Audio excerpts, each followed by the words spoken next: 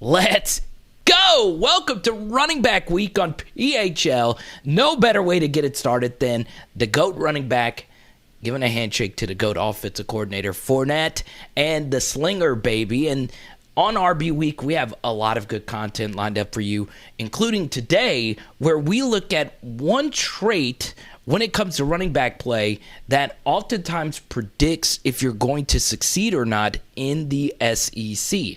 Now, today, I do want to preview what we have coming up for you. Charles Alexander will be on our live stream Tuesday night. You don't want to miss out on that. But for the rest of the week, we're going to talk a lot about John Emery, Armani Goodwin, and this overall really talented running back room, which, by the way, returns LSU's best running back coach of all time in Frank Wilson. So I'm pretty fired up about it. Comment down below.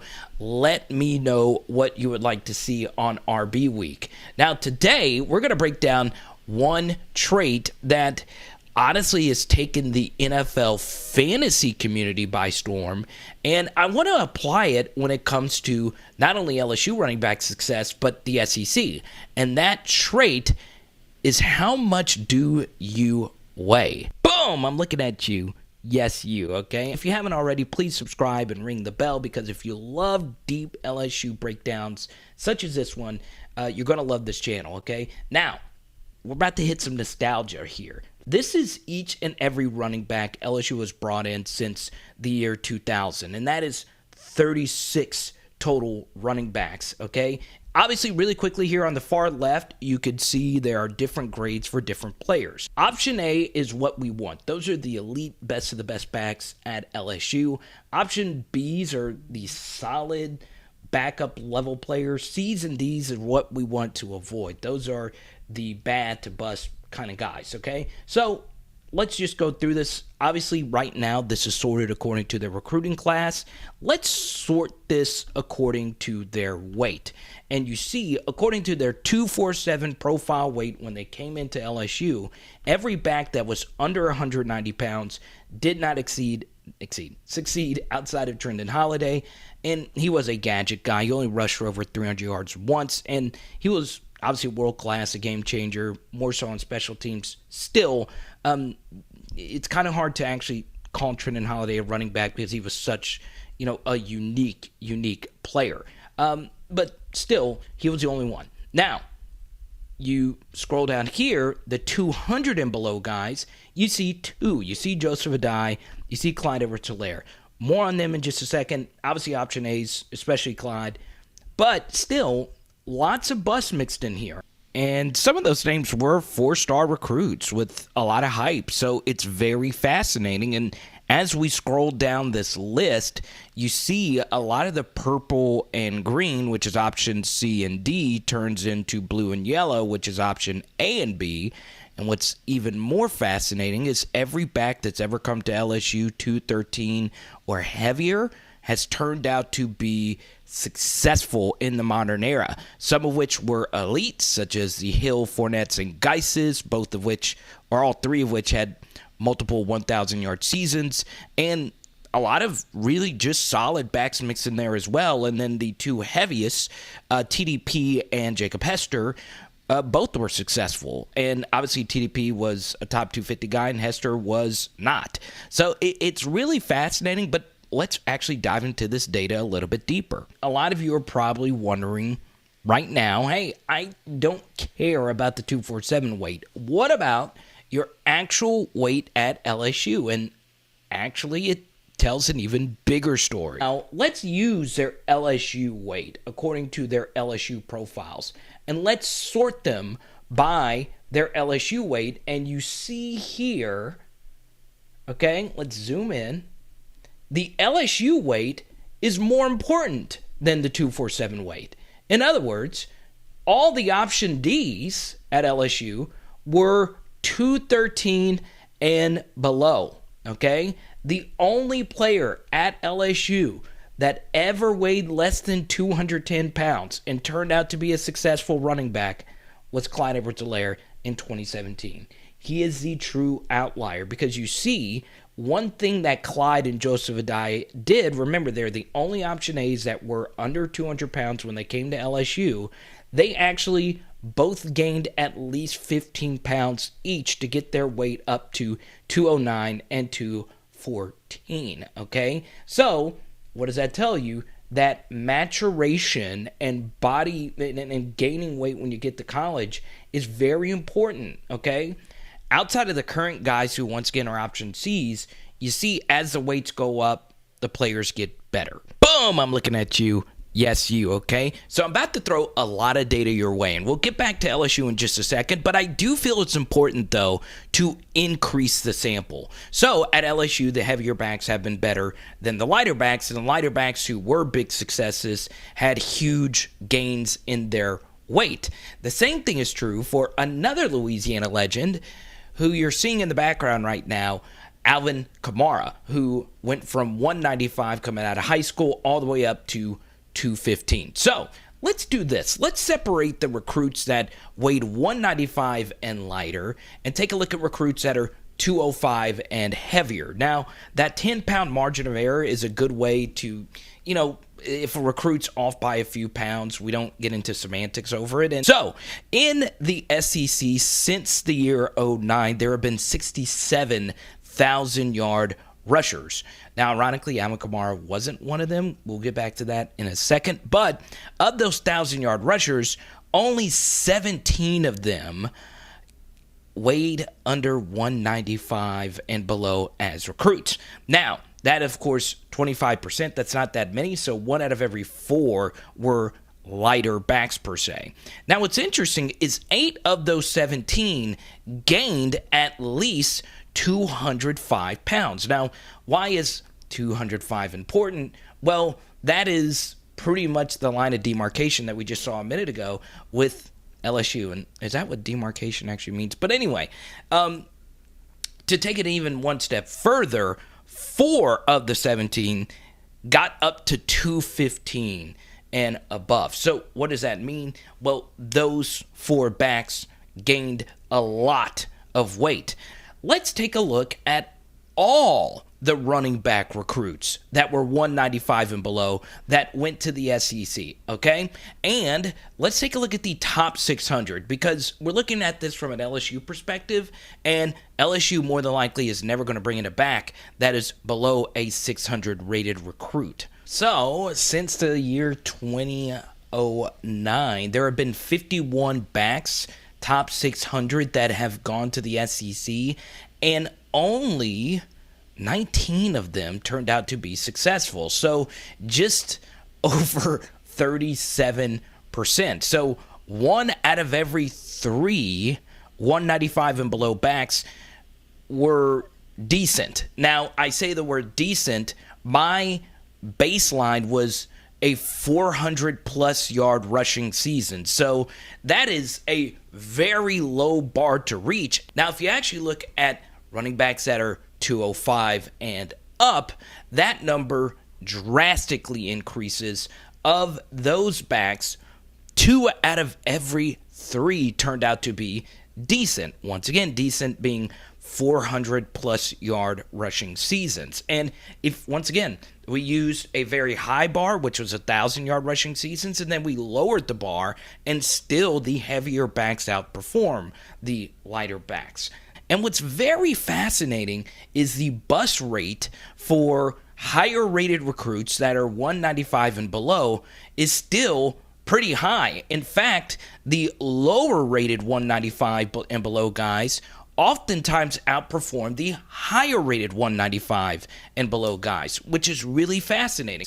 So, should you panic about the current LSU running back room and their weight? So let's start with the facts here. The LSU running back room has been lighter per the 247 data. Since 2015, they've only had 2 backs 213 or higher coming in from high school. And obviously, guys in TDP were big successes, and TDP obviously, CH, the outlier there at 191, but it is not the be-all, end-all. So last year in the SEC, Tyler Beatty was the leading rusher, but if you actually look at the top rushers in the conference, a lot of them were 195 and below guys. Now, I would like to include that a few of them, such as Devon Achane, wasn't the lead back. It was kind of a thunder and lightning thing where, of course, the lighter back is the lightning, the change of pace guy. Now, a guy like Eric Gray was very interesting because he is now up to 213. He gained a lot of weight to get to where he is now. But still, as you see, a lot of light backs had success. Boom, I'm looking at you. Yes, you. Okay, so let's take a look at these last couple of running back crops and see if we could see a trend. Maybe running backs have gotten lighter. So in 2019, these are the 205 and above. Note Isaiah Spiller barely missed the 205 crew, but you see here, Ty Davis Price and Kevin Harris were the two heaviest SEC running backs.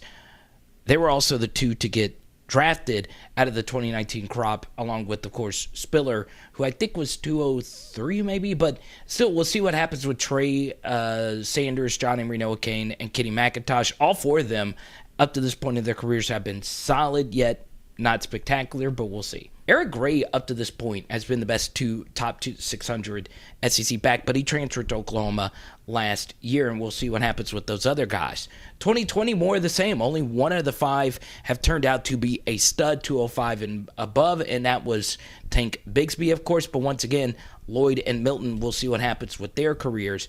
And look at all these 195 and below backs. Of course, Gibbs transferred into the SEC, Bowman as well. But Achane, Parrish, Marks, and Small have all been really, really solid backs. Small is the only one that's been the lead back, and as you see, he is up to 213. But Achane is really, really special.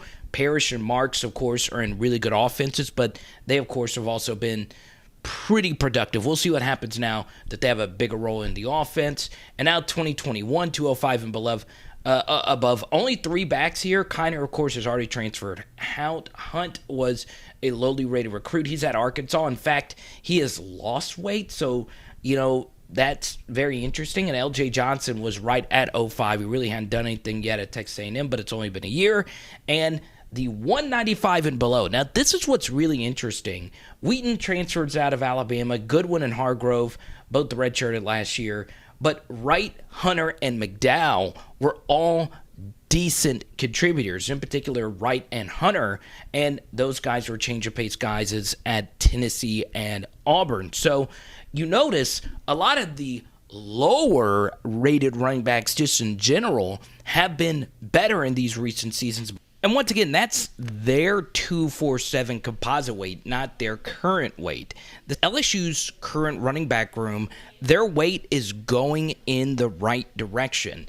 Now, you're looking at a few studies that actually partially inspired this deep dive here from Adecco FF and Chris Moxley. And once again, it's a lot of numbers and data, so I'll just give you a Cliff Notes version. Both of them have pretty much discovered that all running backs gain weight at the collegiate level. So, for real, it is a freshman 15, but in a good sense. Unfortunately for me, that was in a bad sense. That gut was there, baby. But still, the truth is in the pudding. Get it? Pudding? Get bigger.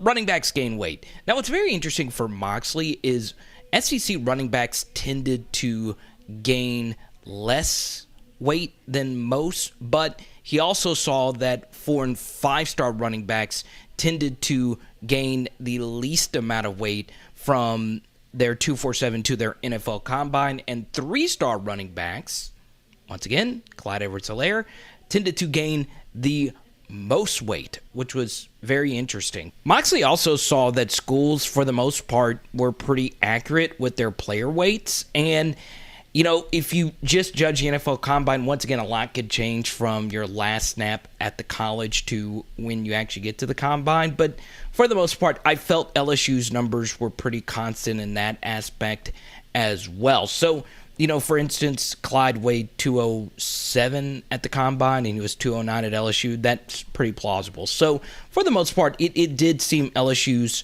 school weights were accurate. Now, what's also interesting is you've been looking at a bunch of slides from Notre Dame running backs, and if you notice, Brian Kelly's running backs also at Notre Dame, outside of Kyron Williams, ironically, which was his last running back, whose weight stayed the same. almost every single one of them had a pretty drastic weight gain. So, as many of you know, your weight is oftentimes determined by what the nutritionist and the strength and conditioning coach want you to do. And obviously, both of those guys came over from Notre Dame,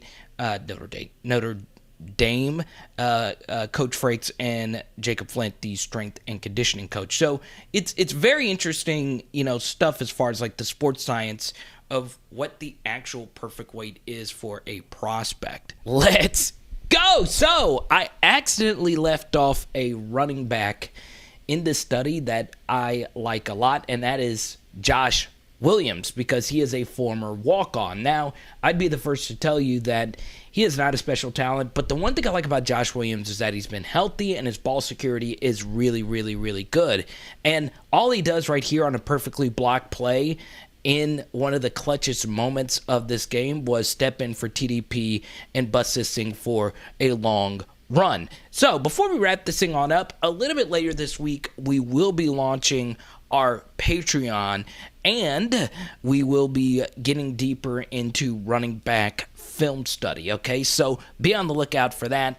And once again, I apologize to Josh Williams because he was also a back that came to LSU as a walk-on as a 180-pound back, and now he is all the way up to 208. So once again, it goes along with what you just saw a minute ago with Brian Kelly's running back weights and just running backs in general. Now, am I concerned that LSU's running back room consists of not only Williams, but Goodwin and Trey Bradford that are 195 and below?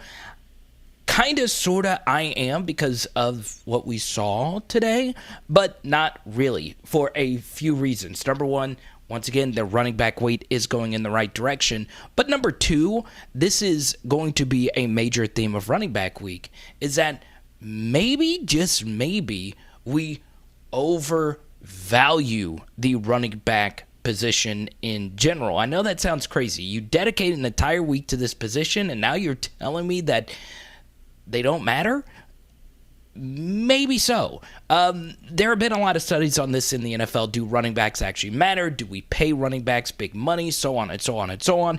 I do think they matter more in the college game than they do in the professional game. But just in general, the offense you're in is more important, right? Let's take two running backs we mentioned a minute ago.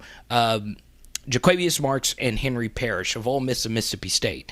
Would they be good backs anywhere? I am not sure, but they are good pieces for the masterful play calling of Mike Leach and Lane Kiffin. We saw it last year with Ty Davis-Price. He became a really, really good back once we started running better run plays such as counter, and that's why he was able to break Leonard Fournette's single game rushing record. And yes, TDP is a really, really solid back, but it was the play design and the execution of the guys up front that led him to his success. Now, as far as the overall video, we can have an even deeper discussion of how much running back play has even changed over the past decade or so, especially at LSU. No longer do you actually see a fullback. Now, I'm sorry about that, PFT, but you don't see them all that much. And a lot of LSU running backs played with fullbacks. So we're going to be talking about all of that this week. So I understand this was a longer, deep dive than we normally do, right? We've kept it short, but today I really wanted to share all of this. And guess what? There is even more that I'm going to share later this week when we launch Patreon. So be on the lookout for that. BMI is also a very interesting metric when it comes to evaluating LSU running back prospects. But what I need now is your comments. Do you believe it even matters? Do you believe any of this matters? Once again, there's so much changing about the running back position, both financially, professionally. College football's changing so much. So, yeah, I mean, later this week we're going to talk about pass protection. And ironically, one of my favorite recruits is Trey, who is currently committed 2023 running back. He is also on the lighter side, and we're going to talk about him later this week as well. So do you factor in these numbers when you recruit running backs? So I just want to give you one little extra spicy nugget at the end of today's video, because LSU does currently have a running back who is 210 as a 247 recruit on the roster. And, he's not a running back. He's Harold Perkins. So he's actually 210. And if you ask a lot of evaluators, that actually is a really, really good weight for a running back. But just throwing that out there. One little extra spicy nugget here at the end. And right now it does look like he's going to play linebacker. So go on ahead, get in that comment section. Get wild. In fact, LSU's heaviest quote-unquote 247 running back ever was actually Devin White. He was 258, but of course he was always going to be a linebacker himself. So it's a very fascinating thing. And once again, a little extra spicy nugget here. I did find it to be interesting that a lot of the 195 and below guys that were elite recruits that chose to not play in the SEC, there were quite a few of them that actually ended up having long NFL careers. Just throwing it out there. But once again, we're going to talk about all of this. Get involved in the comment section. Let me know what you guys think about today's video. It is Power Hour LSU. Boom! And tonight, we doing shrimp. Let's